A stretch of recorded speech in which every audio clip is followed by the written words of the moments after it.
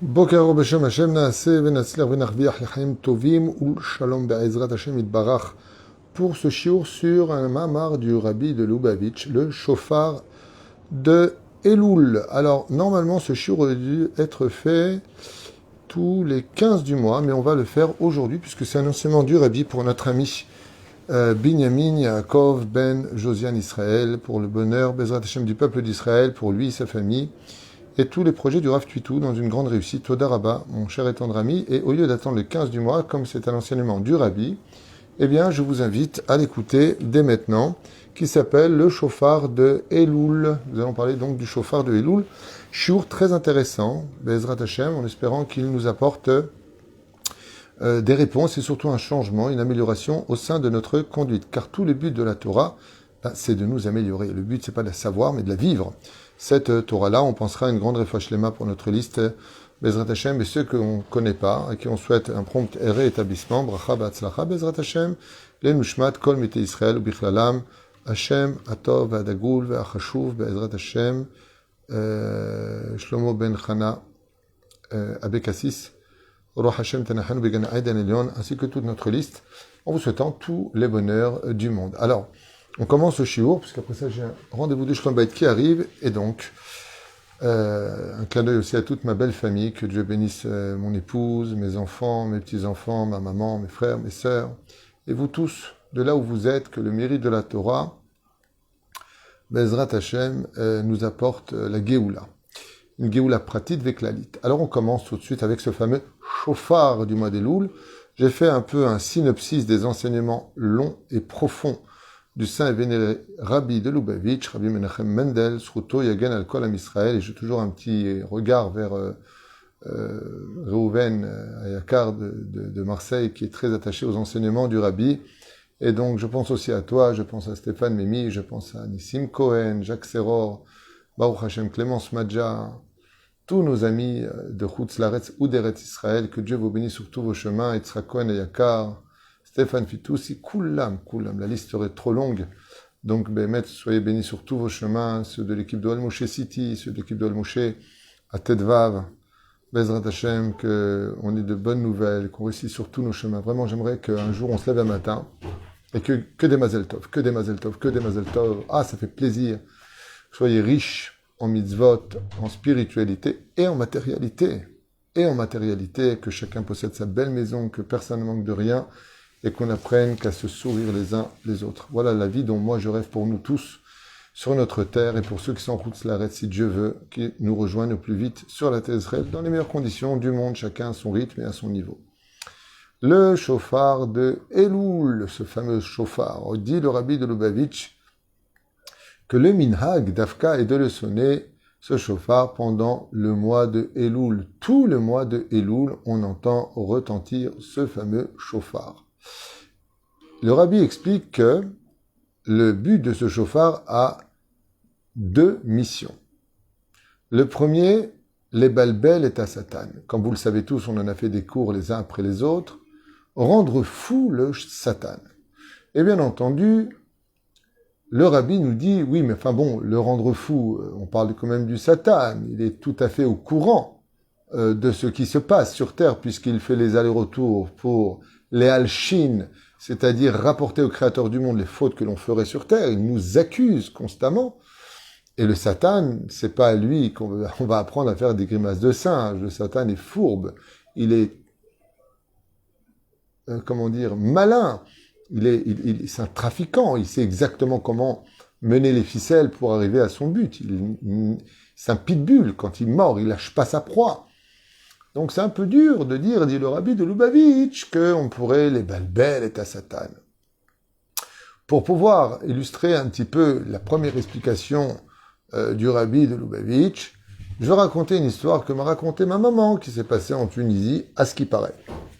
Un jour, ma mère, que Dieu la bénisse, elle et ses enfants, entre autres, me raconta que à Tunis, il y avait une personne qui criait constamment « Au feu, au feu, au feu, au feu, au feu !» Et donc les gens précipités, alertés par les hurlements, couraient avec des seaux d'eau. Et à l'époque, c'était pas comme les robinets. Il y avait ce qu'on appelle le puits qui était souvent au milieu de la cour. Et donc, d'aller prendre des seaux d'eau, c'était vraiment un travail important. Et donc, les gens couraient avec des seaux et lui éclataient de rire. Pourquoi il éclatait de rire? Parce qu'il avait envie de se moquer, il avait envie de jouer avec son quartier, avec les gens qui l'entouraient. Et donc, le lendemain, et puis le surlendemain, au feu, au feu! Et ces hurlements semblaient tellement sincères que tout le monde courait avec de l'eau pour pouvoir éteindre ce feu. Seulement, voilà qu'au bout d'un certain temps, eh bien, les habitants, les voisins et les amis, les connaissances et les copains, se sont habitués à ces ch'touillottes, au feu, au feu, au feu. Et donc, il avait beau crier autant de fois qu'il le voulait au feu, eh bien, ils avaient un peu levé le pied. Jusqu'au jour où, par inadvertance, l'enfant se retourna et fit tomber la fiole d'huile qui prit feu immédiatement avec les rideaux, puis la table de bois, puis le salon, et sa maison est montée en flammes. Et là, il s'est mis à hurler « Au feu, au feu, au feu !» Et tout le monde est resté assis en disant « C'est bon, tu nous as fatigués, tu nous as saoulés, chaque fois qu'on est venu, c'est des blagues. » Jusqu'au jour où on a appris la mort de celui qui avait banalisé d'une certaine façon, eh bien, cette mise en scène. Le rabbi nous dit, pendant le mois de Elul, on sonne du chauffard. Tous les jours. Tu. Et le Satan, il dit, mais je comprends pas. L'une des raisons, d'ailleurs, dit le rabbi, pour lesquelles on n'annonce pas que c'est Rosh Hashanah. Tous les Shabbats qui précèdent Rosh Chodesh, Machrizim, Rosh Chodesh tombera tel jour, telle heure le renouvellement. À la veille de Rosh Hashanah, on n'annonce pas que c'est Rosh Hashanah. Le rabbi, il dit dans la Chassidoute, pour ne pas dire au Satan, « Hey, c'est Rosh Hashanah ». Il dit alors, le Satan, il ne sait pas que c'est Rosh Hashanah. Il dit oui, mais le problème, c'est qu'on l'a tellement saoulé à revenir sur terre, à courir lui-même en tant que ministre du mal des anges qu'il dirige, que dès qu'on commence le mois de Elul, le Satan dit quoi, c'est Rosh Hashanah, c'est le jour du jugement, il faut que j'aille les accuser. Il descend sur terre, on lui dit mais non, c'est pas Rosh Hashanah. Il revient le lendemain, c'est pas Rosh Hashanah. Il revient le surlendemain, c'est pas Rosh Hashanah. Quand vient Rosh Hashanah et qu'on sonne du chauffard, le Satan lui dit, regarde, il sonne du chauffard, et c'est bon, ça fait 30 fois que je descends sur terre, ça fait 30 fois que c'est pas Rosh Hashanah. Et la reine Omer Rabbi Melubavitch, le fait de sonner du chauffard, on est en train de rendre le Satan fou. Parce qu'à chaque fois, il dit, mais pourquoi on m'avait appelé? Je crois que c'était Rosh Hashanah. Et ben, ça ne l'est pas. Il y a une explication parallèle. C'est que, un petit peu à l'image du serpent, quand on lui joue de la flûte, le serpent s'adoucit. Il se paralyse un petit peu parce qu'il est sous l'emprise du son qu'il entend. Chachamim, ils disent, quand on sonne du chauffard pendant tout le mois d'Elul, eh bien, ça paralyse un peu le Satan. C'est-à-dire que le Satan, il vient accuser, et comme si qu'il est embaumé. On a tellement fait entendre ce son-là, comme si qu'on avait banalisé, d'une certaine façon, le son de nos fautes. Qu'est-ce que fait le chauffard? Il vient faire le vidouille du peuple d'Israël à travers le son des larmes. Et cela, le Satan, ça l'embaume. D'une certaine façon, c'est comme s'il viendrait pour parler, mais il n'en a plus la force. Il ne peut pas accuser, parce qu'on l'a habitué à ce son, à l'image de quelqu'un qui, devant les jurés, doit prendre la défense de l'accusé. Et qu'est-ce qu'il fait? De façon judicieuse, il prend une photo du meurtre et la montre le premier jour aux jurés. Les jurés sont effrayés. Ils voient la victime, la gorge coupée. Mon Dieu, quelle horreur! Le deuxième jour du procès, il reprend et il remet devant les jurés. Le troisième jour, il remet devant les jurés. Et ainsi de suite. Au bout du 15e jour, 16e jour, tant que le procès dure, eh bien les jurés, à la limite, se sont tellement habitués qu'ils font même plus attention à la victime qui a été assassinée. Au début, ils ont été choqués, mais par la suite, ils ne le sont plus. Le saint vénéré Rabbi de Lubavitch nous dit, au début, quand on sonne du chauffard, le Satan dit, mais boulbal, Il est effrayé. Qu'est-ce qui se passe? Vezéou. Mais au bout d'un certain jour, le chauffard a tellement banalisé notre poste, notre situation, notre statut d'enfant d'Israël que quand vient un Rosh Hashanah, il n'a presque plus rien à dire. Comme s'il s'est habitué à ce que nos fautes ne soient pas si graves que ça. Parce qu'on est passé de Mézid à Shogeg. Nous sommes passés de faute avec intention à faute par inadvertance. Kikulanu bishgaga. Tout ce que nous avons fait, on ne savait pas que c'était si grave que ça, Hachem. Et donc le Satan aimait Boulbal, parce qu'il pensait avoir un dossier béton armé contre nous. Bassof, eh bien, c'était pas si grave que ça. Donc, il aimait Boulbal, dit le rabbi de Lubavitch. L'autre explication, elle, par contre, diffère un petit peu. Le rabbi nous dit que le jour de Rosh Hashanah, étant donné que nous avons sonné du chauffard pour réveiller les cœurs des Juifs, lui attend impatiemment Rosh Hashanah pour nous accuser. Mais depuis le début du mois d'Elul, nous avons déjà fait les slichot, demandé pardon, chatanu lefanecha, avinu malkenu, on avance, ribono shel olam, et patati, et patata. Ce qui fait que quand on arrive à Rosh Hashanah, on a fait tchouva, et le Satan, dit le rabbi, est complètement méboulbal. Pourquoi? Parce qu'il attendait, lui, ce jour fatidique, le jugement du peuple d'Israël et des nations du monde. Et là, il se retrouve avec un peuple qui a fait tchouva, mais on n'a pas le droit de rappeler les fautes de celui qui a fait tchouva, ce qui fait qu'il vient avec un dossier extrêmement plein, et quand il le ouvre devant lui, les feuilles sont vides. Comme ça explique de façon imagée le rabbi de Lubavitch. Explication qui ramène, en tournant la page dans son livre, donc a été retranscrit de ses cours plus exactement, il dit, il y a quelque chose que craint plus que tout au monde le Yetzer Hara. Il y a une chose que le Satan fuit parce qu'il ne peut rien faire contre cela. Il a toujours des trous de Trafalgar comme ça. Il a toujours des façons de s'en sortir. Mais il y a une chose sur laquelle il baisse les bras. Il se bat pas. On dit en hébreu Mirim Yadayim, en français on dit baisse les bras.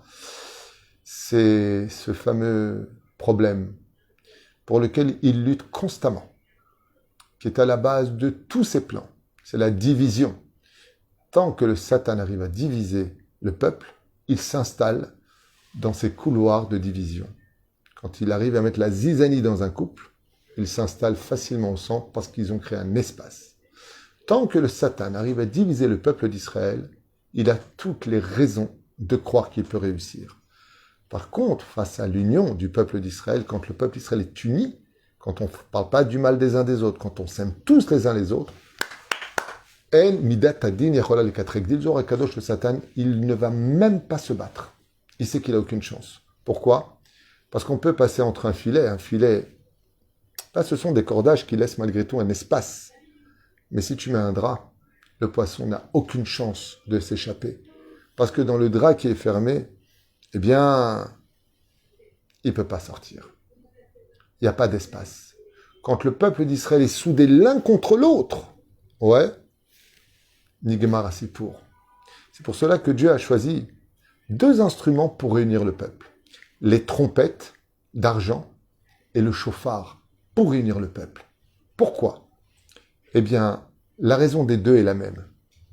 C'est parce que c'est un seul couloir pour réunir toutes les pensées du peuple d'Israël au même rendez-vous devant Dieu. C'est-à-dire que le chauffard, c'est le couloir de l'union du peuple d'Israël, dit le rabbi Lubavitch.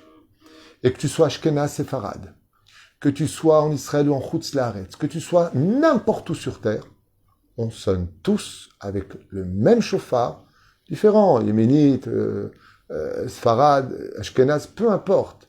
C'est le chauffard d'un animal. Mais le son, vous chantez le même son, vous êtes tous d'accord les uns avec les autres, et ce son, ce couloir qui mène jusqu'au trône divin où Dieu se réjouit d'entendre le son du chauffard, réunit tous les enfants d'Israël. Pour une fois, il n'y en a pas un qui fait marloquette à l'autre. Tout le monde est d'accord. Tout le monde passe le même couloir, se présente devant Dieu. Et ça crée, dit le rabbi, l'union. Et quand le peuple est uni, le Satan, il est méboulbal. Il n'a plus de raison de pouvoir accuser. Parce que face à l'union, l'union faisant la force, lui, est totalement affaibli. Ainsi enseigne le rabbi de Lubavitch. Tout ça d'ailleurs qu'il a essayé de créer une union d'une certaine façon au sein du peuple d'Israël, tout en disant, le rabbi l'avait dit, un Sfarad doit rester Sfarad. Il n'a jamais demandé de s'habiller en redingote et de prier dans Tehillat Hashem. Jamais, jamais, jamais. J'ai parlé à New York avec des gens qui ont fréquenté le rabbi, des vrais rabbinim, de grands rabbinim, qui m'ont confirmé ce que je vous dis. Il n'a jamais demandé une chose pareille. Mais l'union, par contre, on l'a réunie pendant les fêtes. Alors on peut avoir des tefilines qui sont un peu plus grosses, chez Moshe Rabba, plus petites, ou plus moyens, peu importe. Mais ce qu'il y a dedans, c'est la même chose pour chaque juif. Notre façon d'être est peut-être différente à l'image de nos doigts. Il n'y en a pas un qui est à la même hauteur que l'autre. Mais quand je serre la main à l'autre, mes doigts sont tous à la même hauteur. Quand il y a le shalom, quand on est capable de passer par un seul unique endroit, c'est pour ça d'ailleurs que quand on prend le chauffard, on ne prend pas la main ouverte. On le prend et on serre pour apprendre que les doigts, qui sont tous différents au niveau de leur hauteur et dans leur rôle à jouer, savent absolument servir un même but dès qu'on est unis. Alors on prend le son du chauffard, et si vous regardez bien mes mains, regardez bien les doigts pour ceux qui ont la vidéo qui l'écoutent, ils sont tous, si vous fermez sur le chauffard, vous verrez que vos doigts arrivent exactement à la même hauteur. Et c'est ça qui est extraordinaire.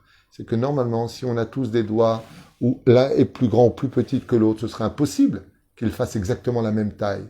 Eh bien, vous vous trompez. Quand on ferme les doigts sur le chauffard, boum, d'un coup, regardez, en face de vous, tous les doigts sont alignés à la même longueur. Ça, c'est la force de l'union. L'impossible devient possible.